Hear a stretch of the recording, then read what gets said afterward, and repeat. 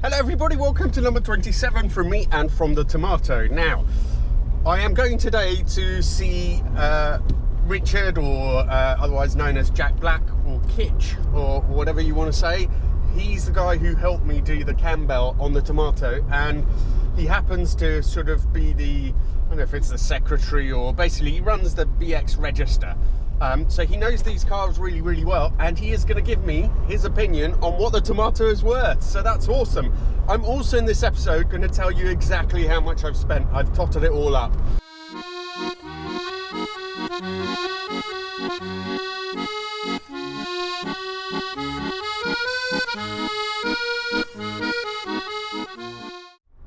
So there's a couple of things that I really wanted to talk to Rich about, and one is that I don't think that the Tomato is working quite right in terms of suspension. The back end is quite stiff. Now, I may be making trouble for myself really, because it's perfectly drivable, and I have someone who's interested in getting it, but the someone who's interested in getting it also happens to be a friend, so I don't really want to hand something over when I'm not totally happy with it. So we'll see what Rich says, but I mean, there's a couple of possibilities for that. Either the spheres, maybe there's something wrong with those new spheres that I got, or it does ride like this, or perhaps on the rear suspension where it hangs on that bar that the Citroen and Peugeots all use, maybe the bearings on that are a little bit worn. But normally for that to happen, you would also have other issues. So, God, I can't see anything. It's misty and sunny. Anyway, yeah, normally you would have more issues. You'd have noise from the back end. I'm not getting any of that, so hopefully it's not the rear beam, which would be a bit of a pain in the backside to sort out. A couple of little things I want to mention about this car that I absolutely love. First of all, the speedo that used to vibrate madly has fixed itself. It still does at around sort of 15 miles an hour, but above that it's now just started to work pretty well, which is something that's amazing. Also, if you leave the lights on, the Tomato makes like a siren type noise, which is just so particular to this car.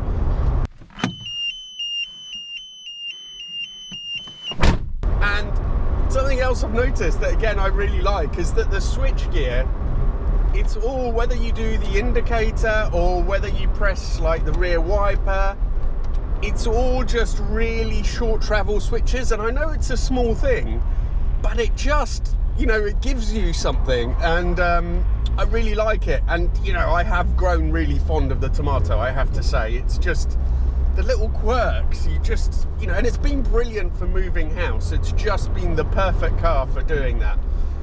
Something else which is quite interesting is the fuel gauge. Well, it stays on full 4/4 of a tank for 130 miles. Then in the next 20 miles it goes down to 3/4 of a tank, and then another sort of 30 miles after that it goes down to close to 1/2 of a tank. So it's just does nothing for 130 miles, and then in the next sort of 80 miles it loses 1/2 a tank, and we'll see what it does after that. But so far, yeah, I'm trying to work out fuel economy. I'll be able to tell you that as well at the end of the video.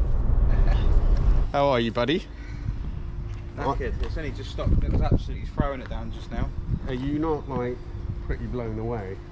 By what? The magnificence? Yeah, the little jewel. The dent? The little, don't... Oh yeah, sorry. The jewel that is the Tomato. Have you polished it? It's a little jewel. No, I've washed it.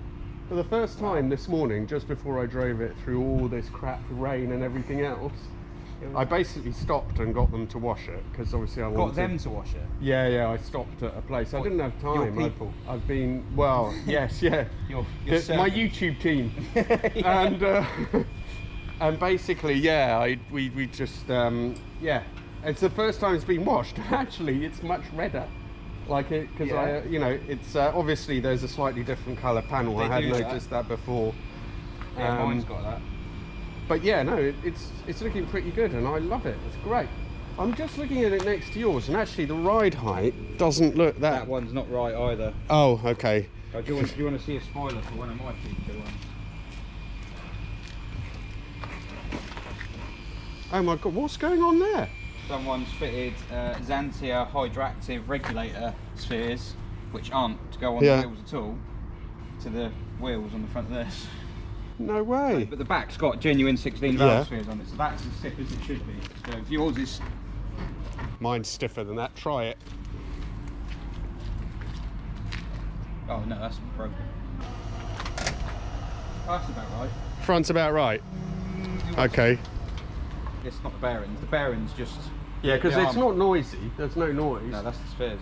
Okay, well that's good. Well that's good No, because it might be. Bought new ones. Yeah, but it's someone else's fault. I can return them. That's I true. thought I'd done something wrong or something else was broken. That's I don't not. see how you've done something wrong. Hey, show me your Rich has got an amazing SM that I've been wanting to see for ages. Is it accessible? Can we quickly see it? Yeah. It's that's very harsh. Buggy. I've got two actually. There's one. Yeah. So Rich's main stuff is actually TVRs. Polar opposite of BX. That's what he does. BX's is more of a sideline and a sort of a personal passion. Yeah, That's the hobby. TVRs are the... No, I do like. I mean, TVRs are a hobby. Oh, there it is, man. Oh my god, that is amazing. There it is.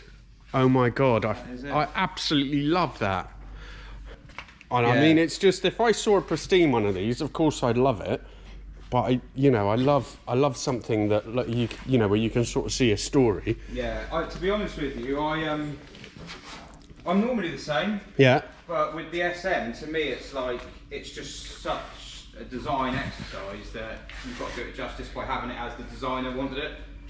Apart from the headlights, he wouldn't have wanted those. He'd probably No, those are the American market headlights. That is a shame. It is, but that is this car, and I shall love it. This is such an unbelievably, like, I can't believe how complex this whole thing looks. The gearbox. So to get the engine as far forward as possible, they've got the gearbox coming this way. I don't even think it was that. And I think to get something with that much power, yeah, to make it front wheel drive, you had to just do what they've been doing with the DS and the traction, which was just to take out an inline engine and gearbox and just turn it around and put it back in again. Just basically like a 911.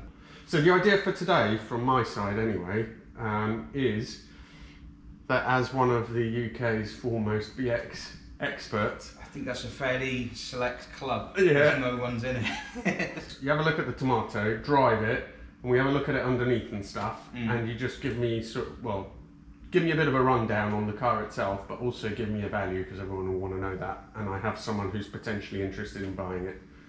Okay. Yeah, well, I have to be careful because I'm selling one of those as well, so obviously... the value, yeah. So I think it's worth a lot of money. You can hear it going up, can't you? You can hear it like climbing.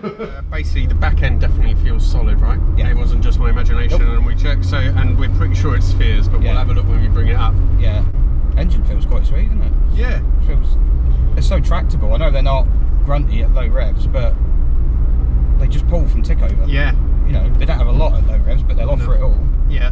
So yeah, it feels better than I thought it would. Good. Well, no, not better than when I'd watched the TV programme. Yeah. Since you've had it, I thought, well, maybe it isn't too bad. I've been to that farm since, and there were cars in bushes that were 2 stories high. Yeah. That will still be there now. I think it's just a place BXs go to die. Yeah. This one got away. This has had a, what do you call it? A lease of life. Yeah, it was the second chance. The opposite of a rapture sort of thing. It's like it's found its way. Yeah. So yeah, it's cool. It's a cool story for it as well. Yeah. Obviously, I follow BXs because I'm a nerd. Yeah. And this one dropped off the radar for a good couple of years, and I was writing in the column in the BX mag. Did anyone know where that car is? Yeah. And then suddenly some fella up north popped up with it, and he said, "Oh, I bought that." And I think he paid less than they did for it, or something like that. It's like, after all the...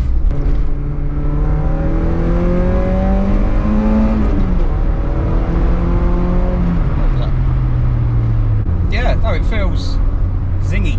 So it's not quite as quick as, you don't think it feels quite as quick as your phase 2, right? No, the problem you've got is that when you first drove it on your video, you weren't sure. You were like, oh, I don't know. And they are like that. You don't know. They don't pin you back in the seat like a modern car would. But it gets around the revs quick enough. Sounds happy. It probably is. It probably is there or thereabouts. It's it pulls quite nice. It's got a lovely note change. You know, the timing's right. Because if the timing was wrong, you wouldn't get that. It would just be quite flat all the way across. A couple of other things I think when we were driving it earlier that you mentioned, let's just summarise it all. So the gear change is could do with having some bushes put in, right? And then it will sharpen it up, which is nice to hear. They're never going to be like a Honda, but they're better than that. But they're better than the gear knob is really, really tidy. That's a selling feature on that car. Honestly, they don't last. Normally they're like normally in bits by now. So do you reckon this is supposed to be just under the 66,000 miles? On the program, they said basically the guys who sold it and the farm said it was one owner car. And has it really done 65,000 miles from new? It's a one owner car, 65,000 from new, yeah. Right. Doing mileage, but obviously there isn't that much paperwork. But I think it looks pretty much like that, doesn't it? Yeah, I reckon it is. I reckon it's genuine. They're normally, you see, you still got the texture on the wheel there. Yeah. That's normally gone. Worn, the gear knob. Yeah.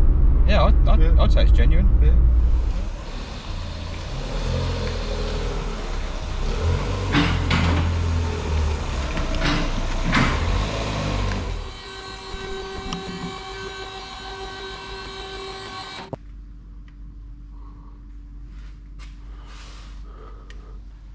What? That's really good. It is good, isn't it? Yeah. Yeah, no, it really is. Like, you won't find much better than that. Yeah. Not from for something that's been used. Or Yeah. Original fuel pump, bloody hell. Oh wow. Yeah, they are amazing, aren't they? The sills. I was looking at them, going, at the wow. pipes as well. Yeah. Yeah. No, it's better than mine. My magazine featured on TV and everything. Well, this one's been on TV. But yeah, this is. And it's generally it's Someone's got a bit of spanner. Yeah, I saw that. That was really annoying, but that can be tweaked back, and you can. You'd be better off leaving that as it is at the moment. Yeah. Wants a little bit there, maybe a little bit of touch up, but man, that's really good. Yeah, I know. I'm really chuffed with it. It's not even bent here. These are all stoved in where people try jacking them up. Where's the you mentioned the gear change bits. Are they under here, or where's the bit that goes? There's a lot of play in that for a start. So you see, you probably can't see, but there's a ball joint up there. Yeah. Cracked, hang on. It's almost out of the ball joint now. Connected. Well, how's that possible? Oh, because you've got no bush in it. How is that working then? Well, my red one, my Mark 1. So this wouldn't work now, the gear change? No, you go. So it would literally work just like that? You go over enough of a bump, you'd have no gears. Wow. It's just been gravity that's held it on. Okay. My Mark 1 has done the same thing, and I've had to modify it and put a pin through it. Wow. That's pretty good as well. Yeah, it's good, isn't it? It really is. Yeah. It's got the original arch liner and it's got a clip missing. Someone's put a cable tie. Yeah, me. Oh, was it you? I put that cable tie on, yeah. Oh wow, it's got the original metal. Yeah. It's got both of them. Yeah. Yeah, this is definitely low mileage. This is like the mileage is genuine. 100%. I'd bet my life on it. Yeah.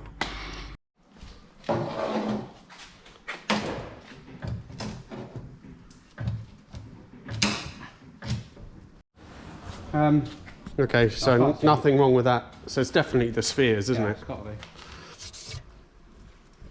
be. Yeah, 30 bar. BX 16 valve. Oh, they've actually got the spec written on them. You don't normally have that. Yeah. This is the donor car that Rich is using for his SM project. As you can see, it's quite far gone, but it's going to give him the bits that he needs. By the way, I think you probably have seen in the other video, but have a look at his channel. Up, N, down. So up, and then N, and then down. I've got hold of the guy who I bought my spheres from, but amazingly, Rich has got some that we can use to replace, and that's going to do a few things, really. First of all, it will show if it's definitely the spheres, which we're pretty sure it is. And then secondly, it will make it ride like it should, which would be amazing. It's only very slightly different, basically. Yeah. Wow, what's happening there? Oh, hello. Hey, there you go. There's your problem. Oh, so they are definitely faulty. It's ruptured, yeah. It's ruptured. That's the gas nitrogen coming out. You can see it's just bubbling there still. So they were ruptured. Okay. God, it feels completely different to before, I have to say.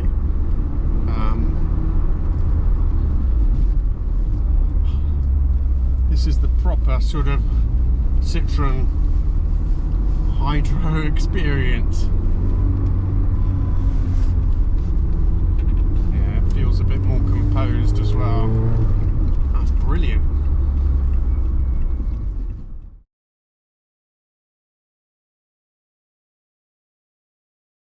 No worries. Now the key question, what do you think it's worth?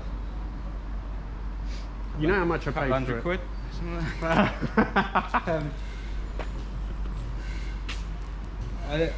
It's one of those, for me, that's worth a fair bit more than other people might think. Yeah. Because most people look at a car and how shiny it is. Yeah. Whereas to me, the bodywork is like, you can see that, it's honest. Yeah. You know what that needs. Yeah. Underneath, that is really good. Yeah. That's really, the shell on that car, the body shell, the seals. Yeah.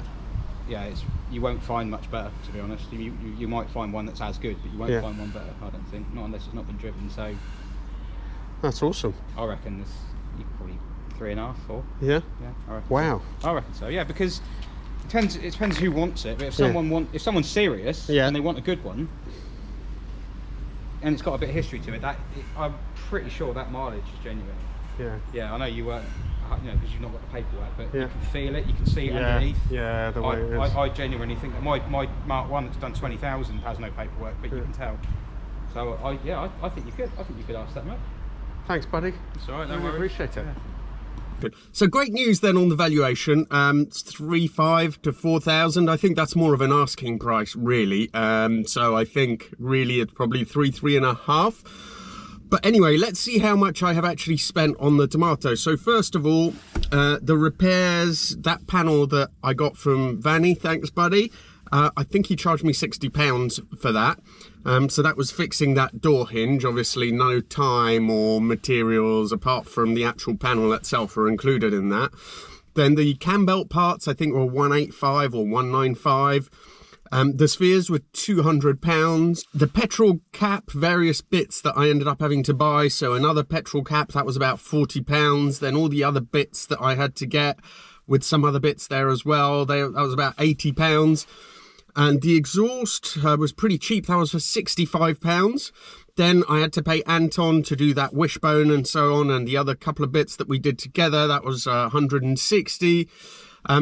Fixing the leaks at the rear, so those boots, and then the washer, sort of the little washer bit, that was £85. The MOT was £55. The belt, so the rear seat belt that had to be replaced because it failed the MOT, got secondhand one of those, and a surround panel for the front spotlights, that was £35 altogether. The wishbone and a couple of other bits, that was £60. The paint that I bought, obviously to refinish the bit on the door and everything else, the paint and other bits there, that was £45.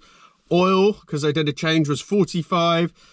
The fluid that I bought for the suspension was £45. And lastly, to transport the tomato back here, that was another £200. So all in all, that comes to £1,360, which is way more than I thought I was going to have to spend on this.